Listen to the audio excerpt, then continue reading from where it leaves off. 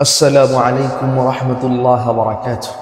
الحمد لله وحده والصلاة والسلام على من لا نبي بعده وعلى آله وأصحابه الذين هم كرام البررة أما بعد.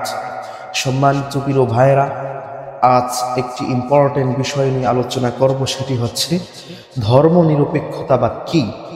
উত্তর: ধর্মনিরপেক্ষতাবাদকে ইংরেজিতে বলা হয় সেকুলারিজম এবং তার সংজ্ঞায় বলা হয়েছে এটি এমন একটি সামাজিক আন্দোলনের নাম যা মানুষকে আখিরাতের দিক থেকে মুখ ফিরিয়ে কেবলমাত্র পার্থিব বিষয়ের দিকে দৃষ্টি নিবদ্ধ করায়। অর্থাৎ ধর্মকে রাজনীতির অঙ্গনে প্রবেশাধিকার দেওয়া উচিত নয়, এটি মানুষ ও ঈশ্বরের মধ্যকার একটি আধ্যাত্মিক বিষয় মাত্র।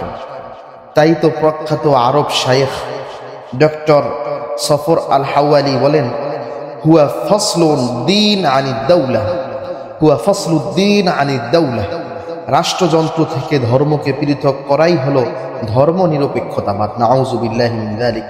এক কথায় বলা যায় যে মানব জীবনের পারিবারিক, সাংসারিক, সামাজিক, অর্থনৈতিক, রাজনৈতিক প্রভৃতি অঙ্গন থেকে ধর্মকে নিশ্চিহ্ন করে মসজিদ বা ব্যক্তিকেন্দ্রিক স্বেচ্ছাচারী জীবন গঠনের মন্ত্রই হলো ধর্মনিরপেক্ষতাবাদ। একটি পর্যালোচনা: ধর্মনিরপেক্ষতাবাদ দুটি কারণে গ্রহণযোগ্য নয়। এক, ধর্ম বিমুখতা, মানুষ এখানে তার বিবেকের স্বাধীনতাকে প্রাধান্য দিয়ে থাকে। দুই, বস্তুবাদ, ধর্মনিরপেক্ষতাবাদের রূহ হলো বস্তুবাদ। এখানে ধর্মীয় কোনো কিছুরই দখল নেই, পূর্বাভাসী দেখার নেই, যেন তেন প্রকারে দুনিয়া হাসিল হলেই যথেষ্ট। এজন্যই তারা জনগণকে সার্বভৌম ক্ষমতার উৎস বলে মনে করেন। আউযুবিল্লাহ।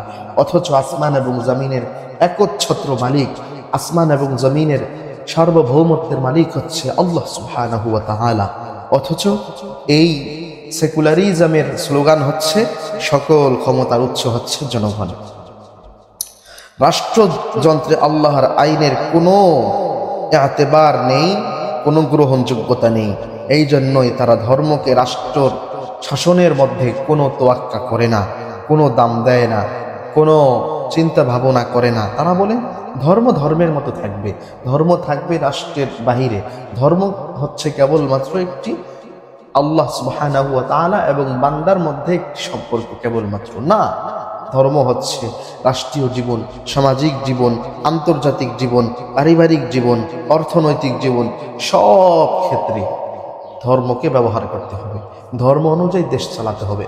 আল্লাহ তাআলা আমাদেরকে এই সেকুলারিজম বা ধর্মনিরপেক্ষতাবাদের ভয়াবহতা বুঝে তার থেকে দূরে থেকে তাকে লাথি মেরে ইসলামের ভিতরে আসা এবং জিহাদ ফি সাবিলিল্লাহর মাধ্যমে খেলাফত আলা মিনহাজিন নবুওয়ার আদলে খেলাফত কায়েম করার তৌফিক দান করুন।